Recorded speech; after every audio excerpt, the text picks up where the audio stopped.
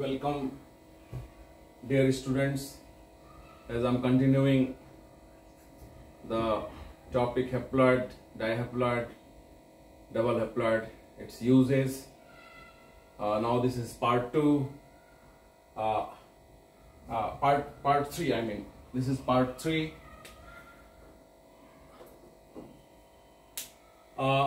We know that haploids and dihaploids are the individuals having gametic chromosome numbers, hence are sterile. Whereas the double haploids are the individuals have been derived by doubling the chromosome number of a haploid, dihaploid, monoploid or polyploids, thus have two sets of chromosomes in pairs, hence are fertile. So double haploid lines are, you can say, the man-made lines where you have applied the colchicine on haploids or monoploids or diploids or dihaploids or monoploid. Once you have used colchicine, you have doubled the chromosome numbers. You have got the two sets in pairs chromosomes. Now they are fertile. So they are double haploid lines. DHL. You can say also DHL. Double haploid lines. Double haploids. Now come to know the uses. How do you use it? The double haploid lines or double haploids. I am putting the hypothetical examples to understand it well. So don't mind on this. Just try to understand what I am going to clarify. The first use, lethal genes can be eliminated from gene pool. If some genes are available, and particularly you see in case of cross-pollinated crops, which are heterozygous in nature, as you keep in your mind the maize, and if you see the genotypes, a particular genotype which you call open pollinated variety, or you call synthetics, or you call composites. I'm not talking here about the hybrids, because hybrids are heterozygous completely on almost all loci, on maximum loci they are heterozygous in nature. But in case of OPB, in case of synthetics, in case of composites, if you talk in cross-pollinated crops, they are heterozygous in nature, but they are keeping 1:2:1 ratio. If you are giving it the Hardy-Weinberg equilibrium in the population, so 1:2:1 ratio, the one plant is having capital A, the another is having capital A, small a, the another is having small a, so it is in the ratio of 1:2:1. It is preserved in the normal population, in the normal OPV. So we call them, these cross-pollinated crops like maize, we call them heterozygous in nature. So I'm putting hypothetical example. If you have taken an OPV, if you have taken a synthetic, if you have taken a composite, what would be the nature, genetic makeup of that particular OPV or synthetic or composite, taking in mind that if it is having capital A, small a, capital B, small b, capital C, capital D, small e, small e, capital F, like that, thousands and thousands genes are there. So if it is this, I am taking an OPV which is having this type of genotype, which we call heterozygous in nature. On all loci, you don't have heterozygosity, of course, but on maximum loci you are having the heterozygosity. So if you grow that OPV and flowering is coming, and you take pollen grain or ovule or anther and go for anther culture of that. Capital A, small a, capital B, small b, capital C, capital C, capital C, capital D, small d, small e, small e, capital F, like that. That is the genotype of OPV. If you have done the pollen culture or ovule culture or anther culture, what you are going to get? You may get like this, many types of, 1,000 types of anthers are produced, different types, all anthers are different in genotype. So thousands and thousands genes are there, many types of anthers you are getting, many types of ovules you are getting, so many types of pollen grains you are getting. So I'm supposing that only 3 types, and we want to see that what you are going to get. Now you see, as it is saying that lethal genes can be eliminated from the gene pool. Of course, if lethal genes are available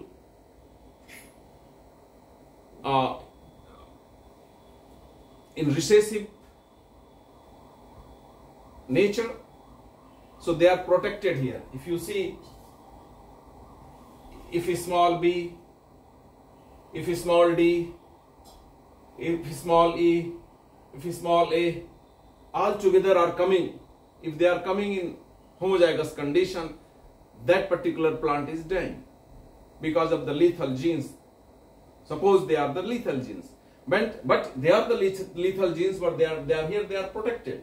The small a is protected by capital A, small b is protected by capital B, small d is protected by capital D, small is open, of course, but it is unable to express lethality in individual. Say for example, so now you come through pollen culture. What type of haploids you are getting? Pollen cultures you are getting. The first type is the haploid is having capital A, capital B, capital C, capital D, small e, small e, capital F. So this is the nature. This is the nature of one haploid. The another haploid is maybe you are getting capital B, capital A.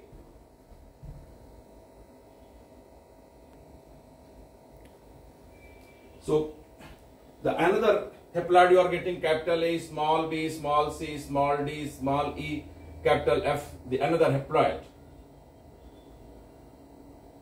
As I said that many types you are getting, I'm hypothetically putting you are getting, it is very rare to get this which I am showing here.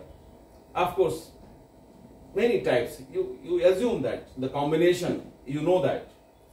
Now I'm applying the colchicine on that, on this haploid, the haploid I got through anther culture or pollen culture or ovule culture, this type of haploid I have received and I have applied the colchicine.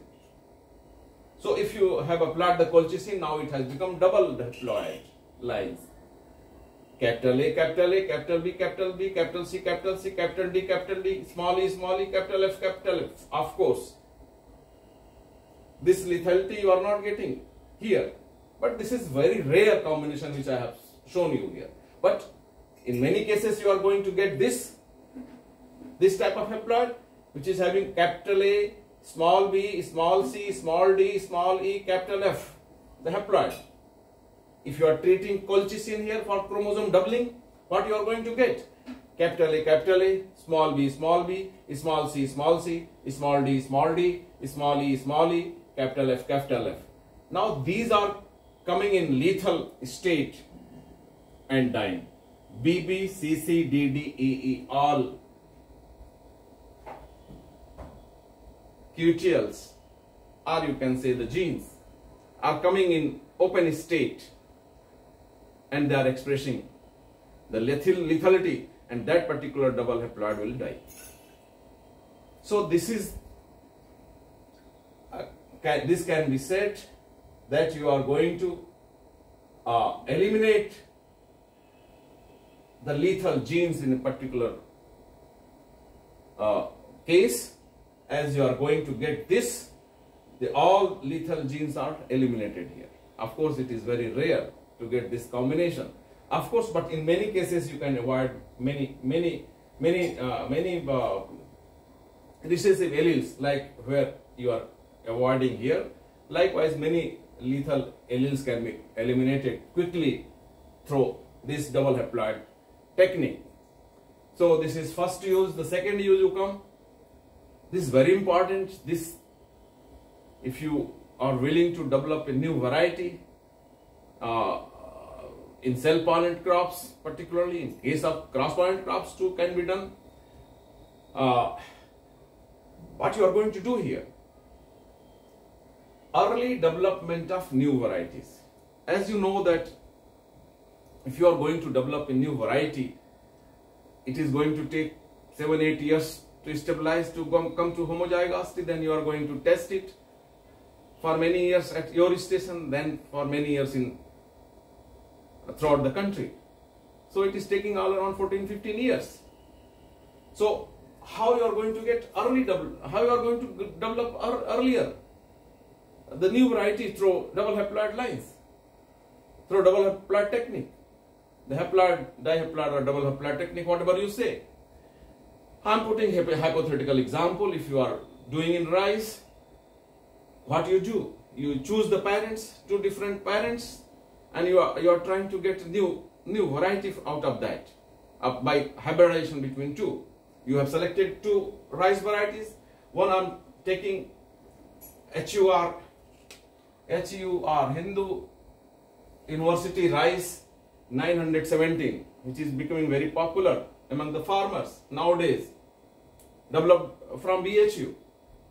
Another I am taking the mega variety, which is very popular throughout the country for around 30 years, the Swarna, the P2. I am taking it as a P2. So P1, P2 has been hybridized. If suppose that P1 is having capital A, small b, small c, small c, capital D, capital D, capital E, capital E. Suppose it is having this genotype. These are the genes, and many genes are there. And another Swarna is having small a, small a. Of course, this is the rice, so the nature of this crop is homozygous. That is why I am putting here the homozygous genotypes. Small a, capital B, capital C, small d, small e, capital E. Like that, thousands and thousands genes are there in Swarna. So both are the different varieties. If you are crossing, what you are going to get? First year you have made crosses. Second year you are going to develop the F1 hybrids, grow the F1 hybrids. And what is that F1 hybrid? Now you see capital A, small a, capital B, small b, capital C, small c, capital D, small d, capital E, because both are having capital E. So this is the hybrid which you are getting in F1. Now what you are going to do? So many varieties can be developed quickly by this double haploid technique. In other breeding method, the normal breeding method, you are going to use the pedigree method or any other method which is going to take 7-8 years to stabilize, to come to homozygosity. But quickly here you are going to get the homozygosity you are attaining. You see, if hypothetically the haploid 1, you are using, now you are taking anther, pollen or ovule culture, or you are going to get haploid number 1. What is that? Capital B, capital A, capital B, capital C, capital D, capital E. This is haploid 1.